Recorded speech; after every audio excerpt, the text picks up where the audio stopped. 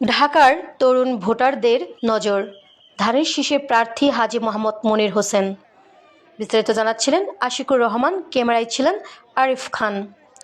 ঢাকা মহানগর দক্ষিণ বিএনপির যুগ্ম আহ্বায়ক কাজী মোহাম্মদ মনির হোসেন সাবেক সফল চেয়ারম্যান সুলতানগঞ্জ ইউনিয়ন ধানের শীষে প্রার্থী হিসেবে নমিনেশন চেয়েছেন।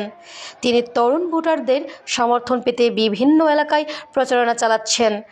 কামরাঙ্গীরচর, লালবাগ, চকপা ও অন্যান্য অঞ্চলে জনসভা ও যোগাযোগমূলক কার্যক্রমের মাধ্যমে তিনি ভোটারদের সঙ্গে সরাসরি সংযোগ স্থাপন করেছেন।